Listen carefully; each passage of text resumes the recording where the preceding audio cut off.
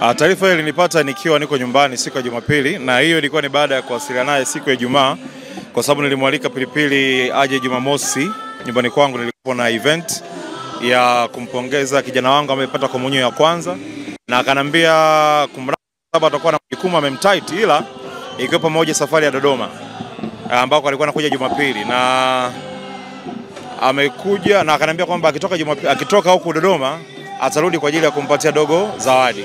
So taarifa zilinikuta kesho yake sasa baada ya ile shughuli, wakati namtegemea Pilipili aje na zawadi, lakini napata taarifa kwamba Pilipili amefariki. Kwa hiyo iliniuma sana na ilinigusa sana kwa namna ya kipekee, kutokana na ukaribu wetu ambavyo umekuwa kama hivyo ambavyo umesema, na hicho ambacho nilikifanya ilikuwa ni katika kumfanya Pilipili arudi kwenye ubora wake ambao alikuwa nao hapo awali, na nashukuru Mungu Pilipili alikuwa anarudi kwenye ubora wake. Pilipili alikuwa anarudi kwenye ule, unajua, ukali wake, unajua na alikopo yuko okay, alikuwa yuko fiti kabisa. Mimi nakumbuka nilipopigiwa simu, kuna mtu mwingine alifikiria akasema kwamba ni mambo ya depression. Mimi nikasema hapana, Pilipili alikuwa hana depression, Pilipili alikuwa hana msongo wote wa mawazo kwa kipindi hicho, kwa sababu nilikuwa naamini Pilipili alikopo yuko okay.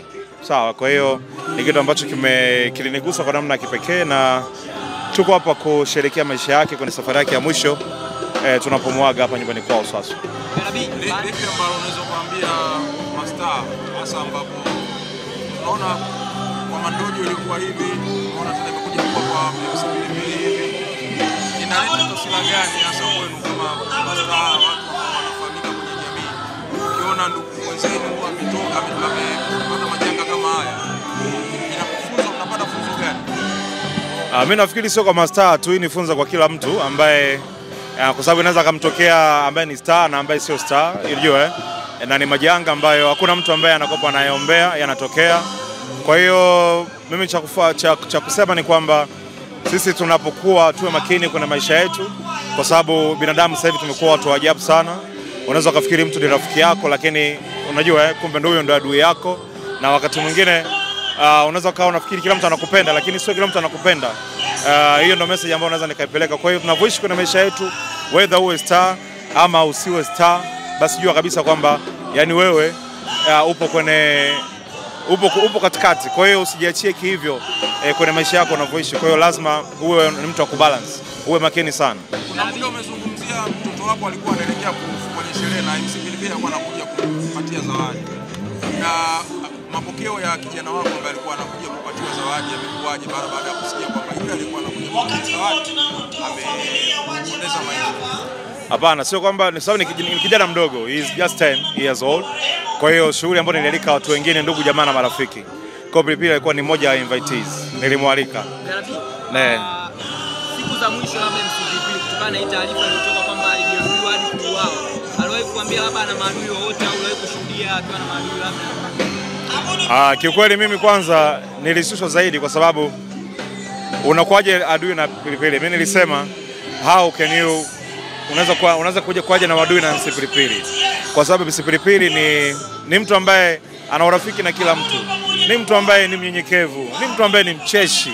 Pilipili is like, yani anakutana na mtu, nakutana na wewe, nakutana na Pilipili pia nakufahamu wewe, mimi sikufahamu, lakini Pilipili anaweza kanifanya mimi na wewe tukawa marafiki. Unaelewa? Kwa alikuwa ni mtu wa connect watu. Pilipili anaweza kukaa na mwanasiasa, anaweza kukaa na msanii, anaweza kukaa na mtumishi wa Mungu, anaweza kukaa na mwanamichezo, na alikuwa ni mtu ambaye anajichanganya na kila mtu. Mimi unajua kupata taarifa ya msiba ni jambo moja, lakini kupata taarifa ya msiba kwamba Pilipili amefariki tena kwa kupigwa ndio kiliniuma zaidi, kwa sababu unampigaje Pilipili? Kwa nini umpige Pilipili? Kwa hiyo kuna time nafikiria kwamba kuna ile wakati anapigwa the way ambavyo pengine alikuwa labda anacheka, unajua sababu Pilipili is always smiling, you know, maybe he was smiling like bro niache la bro niache. So yani inauma sana. Mwisho alikuwa anaandika sana ujumbe wa kushukuru kwa mambo aliyofanyia. Ujumbe gani ukikumbuka alioandika unakuumiza sana? Kwanza mimi nilikuwa namkataza, kwa sababu ilifika time ikawa ni too much. Yani nilikuwa ukienda kwa mfano kwenye DM tunavyochati, zile message za collab ni nyingi sana, kwamba kila kiposti kitu labda nguo nimemvalisha labda ama aweke anaweke garabi. Kwa hiyo nikanaambia bana, pilipili zimekuwa nyingi sana, hemu kausha tufanye vitu vingine. Na pilipili anakuambia mimi siwezi kuacha, na ikawa anaenda na kiposti anasema mimi siwezi kuacha. Yeye alikuwa ni mtu wa kushukuru sana. Pilipili ni mtu wa kushukuru sana. Mimi nakumbuka alinipigia simu wakati mwingine ananiambia, bro, unajua simu zinaita sana sasa hivi. Yaani na sijui jinsi ya kukushukuru kwa sababu simu zinaita tofauti na ilivyokuwa. Sasa hivi ni Pilipili alikuwa ameshaanza, yaani alikuwa ameanza kujistabilize. Unajua ndio maana sasa Pilipili alikuwa okay. Katika message katika nyingi ambazo amezituma nyingi, nakumbuka ya mwisho alipo bless you MC Garabi, kwa sababu ndo post ya mwisho ni post kama wiki moja kabla, na akaandika ujumbe God bless you MC Garabi. Yeah. Kwa sababu hewa pia ni ndogo.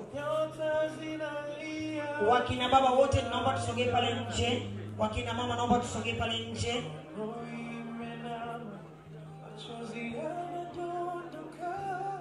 Mwenyekiti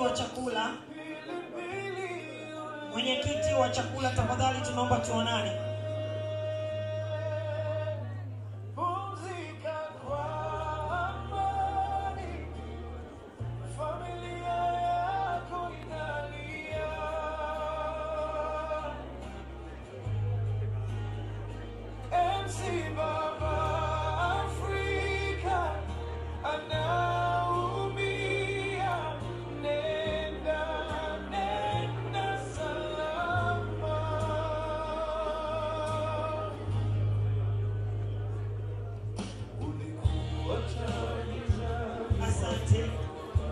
Bwana Yesu asifiwe.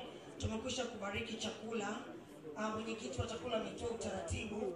Tuna buffet ambayo iko hapa ndani, inahusika na familia pamoja na wafiwa wachache ambao wameketi hapa. Lakini tuna buffet ambayo iko pale kwenye tente.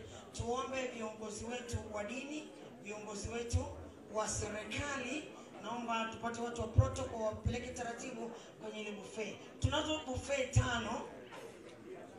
Tunapita kulia na kushoto, wale wa pale tunaanzia. Tafadhali ninaomba sana watu wa protocol. Naona kama wenzangu wote, naomba itifaki iweze kuzingatiwa ili tusichukue muda mrefu. Tuna buffet 5. Kama tuna buffet 5, tukipita kwa mkono wa kulia, tukipita kwa mkono wa kushoto, na hapa katikati. Hapa katikati tunaomba njia tafadhali. Hapa katikati tunaomba njia. Watumishi wote tunaomba familia wamfuate MC hapo. Naomba twende taratibu kabisa, twende familia, twende. Wachungaji karibuni kwa chakula. Karibuni wachungaji. Karibuni watumishi wa Mungu kwa huduma ya chakula.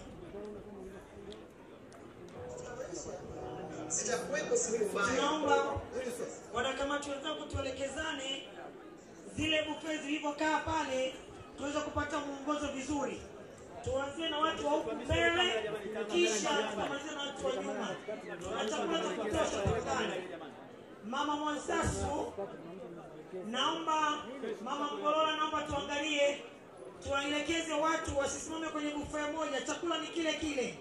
Chumvi na pilipili utajipimia mwenyewe, lakini chakula ni kile kile. Tafadhali waombolezaji, tuweze kwenda vizuri na kwa utaratibu. Tunacho chakula cha kutosha. Tunaomba hii buffet hapa